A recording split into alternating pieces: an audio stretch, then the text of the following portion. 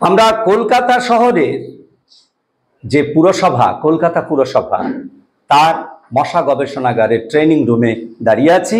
আজকে 16 নম্বর বোরোর বিভিন্ন ওয়ার্ড থেকে আগত আমাদের সহকর্মীরা তথা ফিল্ড কর্মীরা এসছে ট্রেনিং নিতে।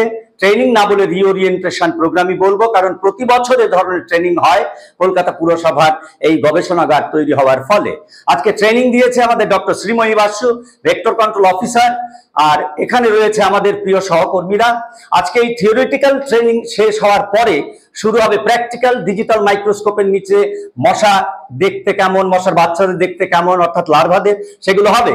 কিন্তু আমি চট করে দু একটা প্রশ্ন করে জেনে নিই যে এই থিওরিটিক্যাল ক্লাসে আমাদের সহকর্মীরা কতটা শিখতে পেরেছে। আচ্ছা, আমরা মশার লার্ভা মারার জন্য একটা কেমিক্যাল মিসাইল ব্যবহার করি। কি নাম সেটা সবাই জানো তোমরা? কি নাম ওটার? আচ্ছা, হ্যাঁ, সবাই জানে। তুমি ওঠো, কোন ওয়ার্ড তোমার? 124 নম্বর। তোমার নাম কি? অশোক দেবনাথ। কেমিক্যাল মিসাইলের নাম বলো। টেমিফস। Very good. আচ্ছা, এবারে কাকে ধরবো? তোমার হাসি হাসি মুখ, তুমি দাঁড়াও। আচ্ছা, এদিকে দাঁড়িয়ে বলো তোমার নাম কি? আমার নাম সঞ্জয় দাস। কোন ওয়ার্ড? 123 নম্বর ওয়ার্ড। ডেঙ্গু ছড়ায় যে দুটো মশা, তার নাম বলো। ইট ইজ ইজিপ্টাই আর ইট ইজ অ্যালফাভেক্টাস। অ্যালবোপিক্টাস। Very good.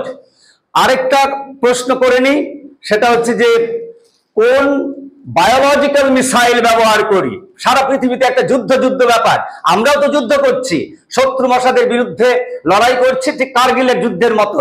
তাহলে আমরা বায়োলজিক্যাল মিসাইল ব্যবহার করি। কি নাম? পাউডার। Very good. এই ট্রেনিং সাকসেসফুল হয়েছে এবং প্রতিবার এই ট্রেনিং হয়। কলকাতা পুরসভার কর্মীরা ভারতবর্ষের শ্রেষ্ঠ ফিল্ড কর্মী, এই কথাটা বলতে আমার সংশয় নেই, দ্বিধা নেই, চিন্তা নেই।